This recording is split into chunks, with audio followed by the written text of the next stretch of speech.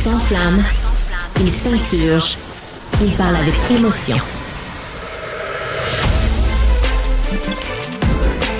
Francis Gosselin.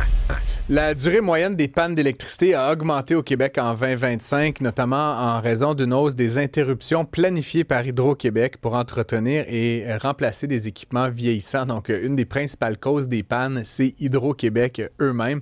Ce qui est quand même un peu drôle quand on y pense. Les Québécois ont passé en moyenne plus de 9 heures sans électricité l'an dernier. Ceci dit, quand on regarde les 5 dernières années, 2020-2025, et qu'on compare aux 5 précédentes, on observe une augmentation massive là, des heures sans énergie du point de vue des Québécois. Il y a 2 années, là, notamment en 2022 et 2023, où les chiffres sont montés à 14 puis à 18 heures d'interruption en moyenne pour chacun des comptes chez Hydro-Québec. C'est beaucoup de temps. Et quand on compare aux autres provinces, aux autres pays développés du monde, on est comme dans une catégorie à part. L'Ontario est à 6. La plupart des pays d'Europe sont à 1 heure par année d'interruption.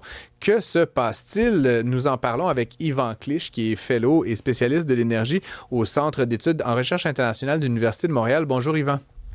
Bonjour. Est-ce qu'au Québec, on se plaint la bouche pleine ou il y a une raison un peu légitime là, de se sentir insatisfait face à ce que j'expliquais, ce nombre et la durée des pannes moyennes à chaque année? J'inclinerais vers le légitime parce que la vérificatrice générale du Québec de l'époque, au début des années 2020, donc je pense que le rapport avait été publié en 2021, avait pointé du doigt Hydro-Québec pour la mauvaise qualité du service et avait également ciblé des lacunes de gestion pour faire face à la situation. Alors, je pense que Hydro-Québec avait admis quand même une certaine validité au rapport. C'était commis d'un communiqué qui disait, ben, on prend acte et puis on va tenter de s'améliorer. Je pense qu'il y a des efforts maintenant assez importants qui sont donnés par Hydro-Québec pour améliorer la qualité du service, mais on part, je dirais, relativement de loin parce que je pense que effectivement, on n'avait pas priorisé la qualité du réseau électrique au cours des dernières années. On avait laissé un peu glisser cette dimension-là. Puis c'est comme n'importe quoi, même chose pour notre maison, notre véhicule. Si on ne l'entretient pas bien, ben à un moment donné, on en paye le prix plus loin dans le temps et c'est ce qui arrive, je pense, au Québec. Hydro-Québec a investi quelque chose comme 50 milliards de dollars pour mettre à jour le réseau. De ton point de vue, là, on parle d'interruptions planifiées. Est-ce que ça va durer encore longtemps, ces rénovations? Puis est-ce qu'on peut espérer que de l'autre côté de cet effort, on va avoir un réseau qui va être beaucoup plus fiable? Oui, bien, pour avoir moi-même, je pense que tu le sais, j'ai évolué à Hydro-Québec et je dirais qu'il y a un peu des cycles dans l'entreprise. Comme il y a une pression assez forte de l'actionnaire, le gouvernement du Québec, pour livrer des bénéfices importants, bien souvent, c'est un petit peu dans la qualité du service ou dans l'entretien du réseau là, qu'on va aller chercher un peu d'argent. On va peut-être moins consacrer des sous pour satisfaire les exigences de l'actionnaire. Puis là, à un moment donné, on se ramasse avec des pannes prononcées et puis il faut finalement réinvestir massivement dans le réseau. Alors, on est dans ce cycle-là où Hydro-Québec va investir des sommes importantes. Ça, oui, ça va prendre quand même quelques années, mais il y a déjà des progrès. J'explique, c'est que 40% des pannes au Québec, c'est les arbres. Alors, Hydro-Québec a augmenté de façon considérable son budget d'élagage. Moi, je dirais que je l'ai vu, là, pour me promener au Québec, là, et j'ai des amis dans différents coins de la province. Souvent, ils m'ont montré des endroits où, Hydro-Québec s'était jamais pointé. Puis là, oups, on a envoyé une équipe d'élagage pour couper les arbres. Donc, déjà, je pense qu'on voit un peu d'amélioration. Mais ce sont bien sûr des travaux qui vont s'échelonner dans le temps. Mais surtout, je termine là-dessus. On espère que là, ça va vraiment être, je dirais, une priorité qui va rester dans le temps et qu'on ne va pas négliger à la faveur de nouvelles orientations d'affaires ou de nouvelles orientations gouvernementales.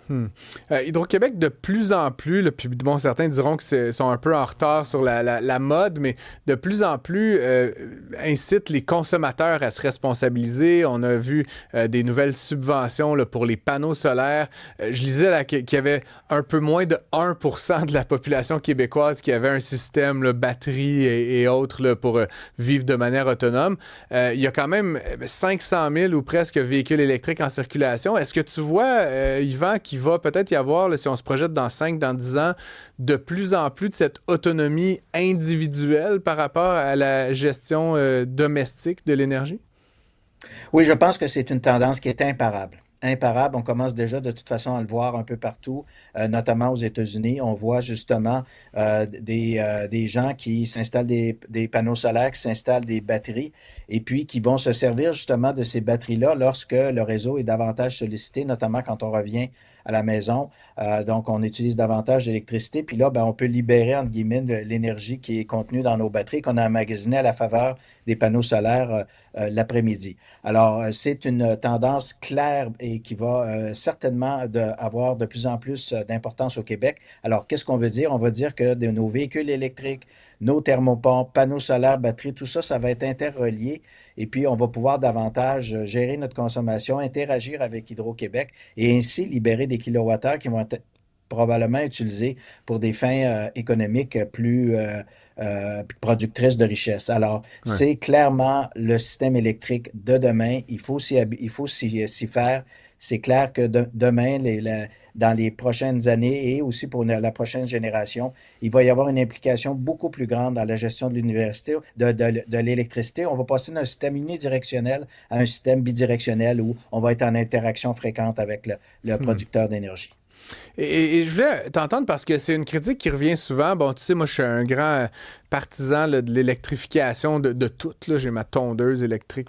Mais j'entends souvent, quand on parle de ces questions-là, des gens qui craignent puis qui mettent un peu en lumière le paradoxe de pousser les Québécois vers l'électrification alors que le réseau doit être modernisé, qu'on nous dit qu'on va manquer d'énergie. Et, en fait, il y a comme peut-être quelque chose qui n'est pas clair dans le messaging, là, mais comment est-ce qu'on résout un peu ces deux messages là, qui, en tout cas en apparence, effectivement, un peu semblent pousser dans des directions opposées?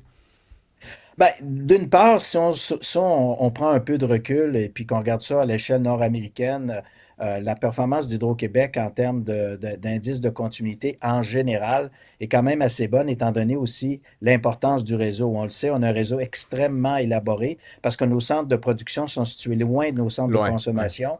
Donc, c'est des lignes de 1 000 kilomètres qui traversent de longs territoires. Donc, on a un réseau beaucoup plus complexe qu'un réseau, par exemple, celui de la France, où vous installez une centrale nucléaire près des centres de consommation. Là, il y a un réseau beaucoup plus compact, plus facile à gérer. Donc, étant donné justement cette amplitude, cette ampleur du réseau et le fait qu'on a 4 saisons, ben ça reste quand même une performance relativement acceptable là, si on regarde ça sur le temps long. Mais oui, moi je pense que je suis effectivement de ceux aussi qui disent que si on veut donner confiance à la transition énergétique, si on veut donner confiance aux Québécois pour utiliser davantage d'électricité pour décarboner, il va falloir qu'en premier lieu, en tout premier lieu, on ait un réseau extrêmement performant et on ait un réseau qui soit vraiment dans sa meilleure forme possible. Alors, c'est clair qu'il va falloir augmenter la résilience en général, résilience face aux impacts climatiques et également en impliquant davantage les consommateurs. Ben, que je donne un exemple. Si vous avez emmagasiné de l'électricité dans votre batterie puis qu'il y a une panne, ben là, oups, vous avez la possibilité quand même de continuer minimalement vos activités. Alors ça aussi, ça va Ouais. participer justement du réseau de demain. Donc, on va dépendre plus de l'électricité, mais en même temps, on va avoir des plans B au cas où il y a absence d'électricité temporairement ou pour de plus Ouais. longue durée de la part du réseau d'Hydro-Québec. Comme à une époque, les gens étaient très friands de génératrices, par exemple, qui tranquillement peut-être le feront la place à effectivement des batteries domiciliaires. Puis c'est effectivement un peu paradoxal hein, de dire bon, achetez-vous une auto électrique, mettez-vous au chauffage ou à la clim électrique, puis là de ne pas assurer qu'il y a toujours de l'électricité. Hein, ça peut rendre, tu le disais, Yvan, les gens nerveux. On parle beaucoup de tarification dynamique, là, que le prix de l'électricité va changer d'heure en heure, de saison en saison. On a Étienne, là, qui est un auditeur qui nous écrit je pense poursuivre Hydro pour service non rendu à Sainte-Sophie où il habite. On a des pannes tellement souvent. C'est la pire année cette année, malgré que la météo a été pourtant assez clémente. Et on est les derniers rebranchés, même si on paye le même tarif qu'à Montréal.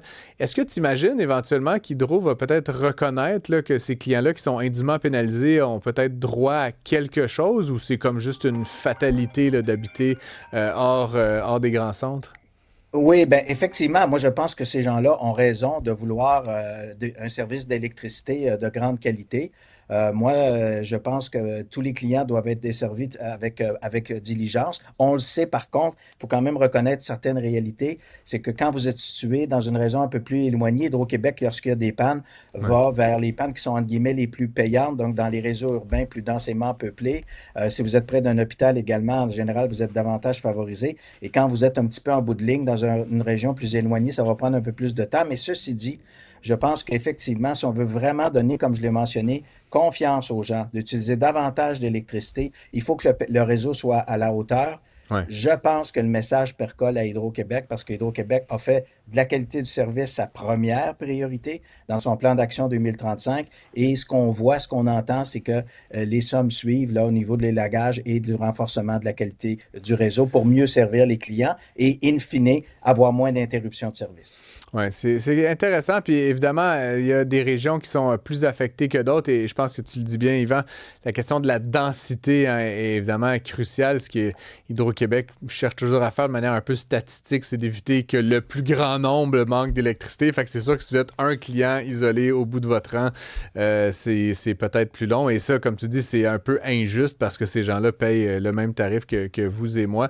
Vous avez compris, Étienne, là, il faut déménager à Rosemont, là, pas le choix. Je blague, évidemment. Yvan Clich, merci beaucoup d'avoir été avec nous. Encore une fois, toujours un plaisir d'explorer ces questions énergétiques avec toi. On se retrouve bientôt. Salut, Francis. Bye-bye.